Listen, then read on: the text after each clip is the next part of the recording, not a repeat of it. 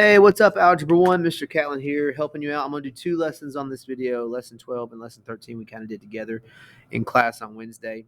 And the first set of problems here just wants to know that you understand how to complete the square. We want to make these quadratics expressions into a perfect square. And just to kind of remind you that the perfect square setup is always going to be, you're going to have an x squared to begin with. You're going to have a number doubled in front of your x for the middle term, and then that same number you doubled will be squared for the last term. All right. So if the number that we doubled gives us 12 for this middle term, that means the number that we doubled was 6, because 6 times 2 is 12.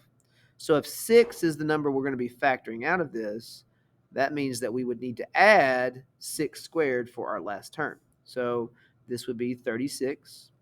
Right? We just add 36. Now, if our linear term here is negative 6, half of that means that we would be factoring out a negative 3. And negative 3 times negative 3 is positive 9. And if we already have 1 and we need to get to a 9 to complete the square, we would add 8 for that to take place. All right? Now, this one has a middle term of 14x, our linear term. So that's half of that is 7. So to get the c that we need to complete our square, we need this to be 7 times 7, right? Which would be 49. We need this to be 49, but it's negative 10. So what can I add to negative 10 to get to 49? Well, it would be 49 plus 10, which is 59. We'd have to add 59 in that case. So those are the numbers that we would add to get the perfect squares that we need when we factor them. All right? Now, let's do that down here as an example. We've got 16x as our linear term, and we got another number on the other side, and that's okay. But if we want to make that constant after the 16x a perfect square for this quadratic, we need it to be half of that linear term, which is negative 8, squared. What's negative 8 times negative 8? That's 64. So I'm going to add 64 to this side, and I'm going to add 64 to this side. That's going to give me x squared minus 16x still. And now I've got my 64 that I added. I wanted that on purpose, so it'd be a perfect square. And then I'm going to add 64 to this to make 4.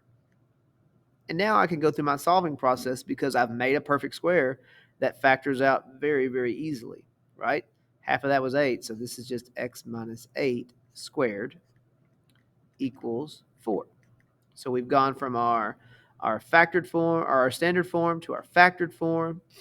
When we take the square root of both of these sides to undo the square, we get two different possible answer pathways because there's two square roots to 4. You can do 2 times 2 to get 4. You can also do negative 2 times negative 2 to get 4. So one of the pathways is to take x minus 8, the square root of x minus 8 squared, and set it equal to the square root of 4, which is 2. Or you can take that same x minus 8, that's the square root of this, and set it equal to the other square root of 4, which is not positive 2, but negative 2. And once you have these two pathways, you solve them. You add 8 to both sides here to get that x is 10, and you would add 8 to both sides here to get that x is 6. So our solutions here are x is 10 and x is 6. Let's move on to lesson number 13. So the solutions to this equation, I'm giving them to you. But I want to show how you find those. You can find the answers to these anytime with Desmos Calculator. That's not what I'm concerned about. I want you to be able to prove and understand how you're completing that square with shown work. That's what I'm going to be testing on, okay? So since we have a middle term that's negative 1, think about what's half of negative 1. Well, that would be negative 1/2. So I know that this is going to break down into x minus 1/2 squared equals something. It's not 0 because we're probably going to have to change something here. But if 1/2 is the number that I'm getting from half of this, I've got to square it to get what my last part should be. If I square 1/2, 1/2 times itself, I get 1/4. So I need to make this equal to 1/4. Well, to get from 3/16 equal to a quarter, I need to get that in 16 terms, times 4 times 4. I need to add 1/16 to that to make that happen, right? Because that would equal a quarter. So if I add a 16th to this to make the number that I need, right? I add a 16th to it, and I get the quarter that I need it to be for my perfect square, then I'm also going to have to add a 16th to that 0 on the other side, right? Which is going to give me this on the other side. And now this is really nice because 16 is a perfect square, x minus half squared is a perfect square. I can take the two routes that I need. My x minus 1/2 equal to the positive square root of this. And what number times itself is 16? 4. What number times itself is 1? 1. So this is going to be 1/4. The other route I can take is the negative version. So the other square root of 16 is negative 1/4. So these are my two solutions. And both of them solved will give me the answer to my solution, which are 3/4 and 1/4.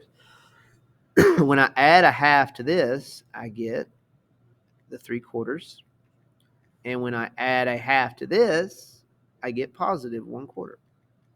Because you're negative 1/4 and you're going up an entire half. That's like adding 2/4 to it, which leaves you with 1/4. So it gives me the solutions that I got here and that I got here, but I'm showing you the steps of how I'm getting there by completing the square. All right, I need to see this aspect and these two equations proving that that's what the solutions are. Because you can always type these into a graphing calculator, but can you show and prove that that's why it's crossing the x-axis? All right, that's what completing the square is about. And there's your help on 12 and 13. We will knock out 14 and probably do a little bit of 15 tomorrow as we start looking at ones that don't have as pretty of answers and have square roots as part of their answers. See you guys later.